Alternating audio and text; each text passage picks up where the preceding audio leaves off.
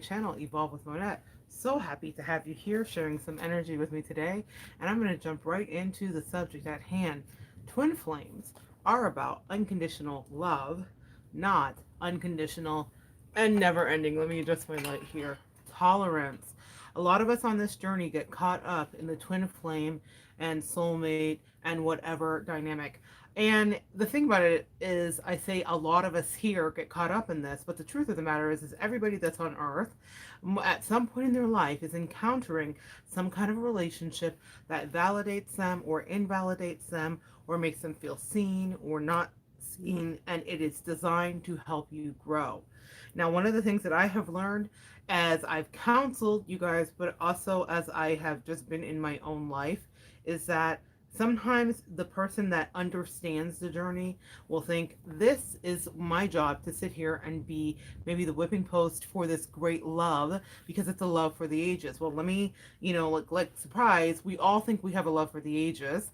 We all have a love that's here to teach us a lesson, but that doesn't mean that you stay in a toxic situation or dynamic infinitesimally and become the person that takes all of the weight and all of the wounding from the person that says that they love you.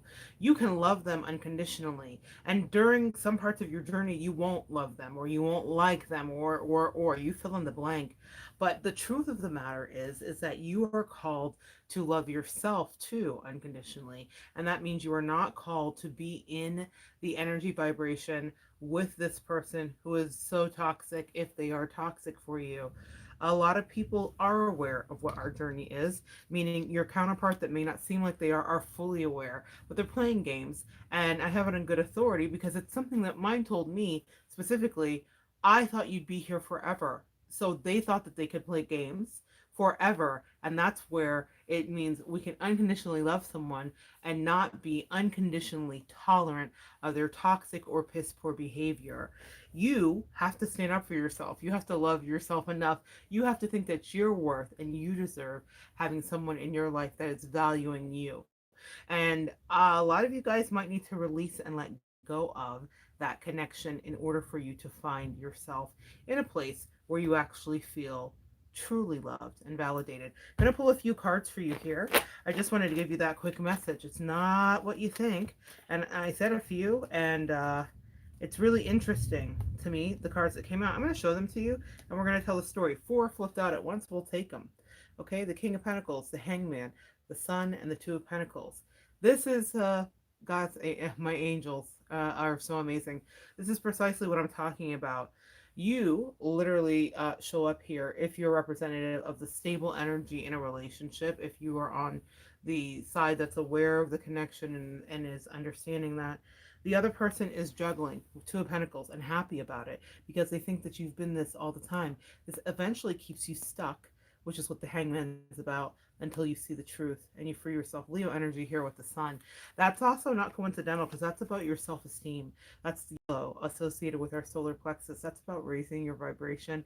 That's about being in a place where you actually understand that you deserve to have love that is right for you, or you deserve to have balance. And that's why the location on here is like the balancing point.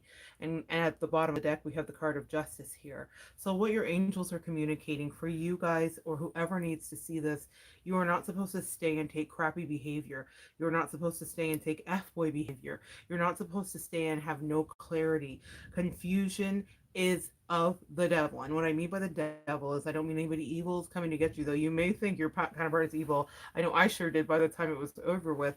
But what it means is that anytime you're in a state of confusion and you don't know what's going on, you're not in a healthy state. You're not with the person that's right for you, or they have confusion in their life. And you, because you're so intuitive and so empathetic, are picking up on that and then having to transmute it. Now, a relationship is heavy enough without the weight of an extra party or extra parties, let alone that one-on-one that we have to do in any relationship dynamic, whether it's our friend, our lover, our parent, is a lot. It's a Herculean task. When you're adding in other people's energies and parties, you make it even more so deleterious to your empathetic nature. It will drain you, and it will be something that's subversive that you may not even realize is happening at the time. And that's why I say unconditional love is not unconditional tolerance.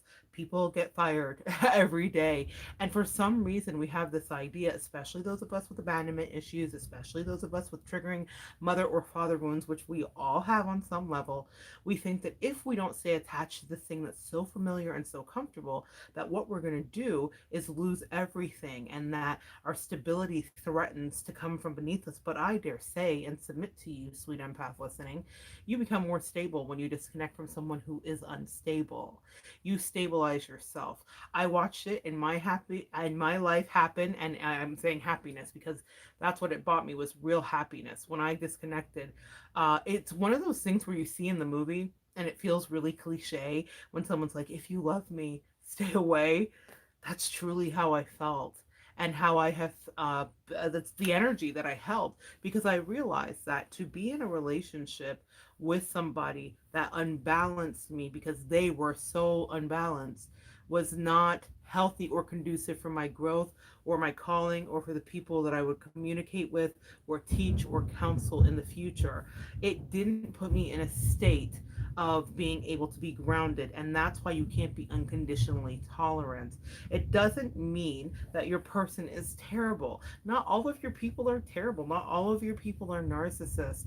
Not all of your people are sociopathic or schizophrenic or have multiple personality disorders. I happen to hit the lottery and get a couple of three of those all in one person. But what I will say is that you can't stay there forever. At the end, the most loving act that I did was to say, you know what? I see you. And I realize that what I am doing may be hampering your free will to explore, to have fun, to create chaos and havoc, because to that person that was fun, you get it? And maybe to your person that is an idea of fun. When we grow up watching The Burning Bed, or we grow up in any kind of abusive situation, we'll recreate that time and time again. And then we'll run into a partner that's here to heal us, an assigned partner that is here to heal us, and we will, depending on who you are, because we all have been the karmic, we all have been the bad person in a relationship, take advantage of the kind heart of the person until they're exhausted. And that is where we can be. But when you push away and you say, you know what, for me to stay here and try to stop you from being yourself would be cruel to you. And for me to stay here and try to love you through another disaster that I could see coming 20 miles away would be cruel to me. Especially if you've been around that rodeo with that person once or twice. And most of you guys watching, if you click on this video, you'll totally relate. You've been on that rodeo once or twice. And so at the end, the greatest love of all, thank you, Whitney, is the love that you have inside of yourself. To love yourself is the greatest love of all. And that's what I did. I decided I want to love me, and I decided to disembark. But for you, you may have to make that decision. It's very hard. Loving yourself isn't easy. I want you to think of it like going to the gym. It's hard. It hurts. There are days that your body hurts. But the overall effects, the long-term effects, are what we're seeking here. And that's what I was seeking, was to have positive long-term effects in my life. And I have seen those once I realized I didn't have to stick and stay for someone's unrelenting, never ending, never evolving bullshit. Meaning, I was bored too. Maybe some of you guys are bored in your relationships. And I'm not saying disembark when you're bored, but I was bored with the repetitive behavior, the immaturity. I was turned off in every way I could possibly be. And I realized that, wow, I do love this person, and maybe yes, I was an earth angel. I joke with one of my besties that that uh you know, we are earth angels and sometimes we're assigned assholes. Like, me make another video about that. Sometimes you are assigned an asshole, and you stick and stay if you want to stick and stay. You know that meme, I'm gonna stick beside him. You don't have to stick beside bullshit forever. You don't have to stick beside people that are unkind forever. You don't have to do any of that. And if you do, it says something to the universe about you. When I was sticking beside him and being a good loyal friend and partner, I got nothing out of it. They were them. And I'm sure your people were them too. When I disembarked, the universe is like, oh, you love yourself? Cool. Let's send you other people that love you too. That's the bonus of this empath. I have never felt more radiating warmth and more radiating love from quantity. Excuse me, where I flip that and reverse it, from a quality person. I have never felt more embraced, more kind, more consistent energy. But it's because the universe was looking at what I was doing and they said, are you going to get up every day? Are you going to work every day? Are you going to be a person every day? Are you going to contribute to society every day? If you're going to do that, then we're going to do something for you. And we're going to bring in exactly the kind of partnership and connection you need. That's the beauty of releasing and not being in unconditional tolerance of someone when they are showing you unconditional cruelty. Yeah? So just some food for thought there. You can love them all day and you can I'm gonna stick beside them. You can stick beside them if you'd like. But the universe is asking you to take another look. Maybe stick beside yourself and decide that you are worth the battle and you are worth the pain that comes with the initial heartbreak and disconnection because you are bonded. So I never want to not acknowledge that for you. You are bonded to that person, excuse me, you have a connection to them. Even my body rejected it this time. They're like, you're not bonded to Ish anymore. But that's what happened. I broke the bond. I no longer had the connection. And I realized what a terrible person they were, and I also realized things that I liked about them, meaning I in healing your energy, you have a chance to reflect and be like, oh, that was good, or that was good, or that was bad. But overall I was like, oh, I know what I was really dealing with. And it was an assignment. Do you understand the assignment? I always ask that when we're doing our work together. If you understand the assignment, it makes it so much easier.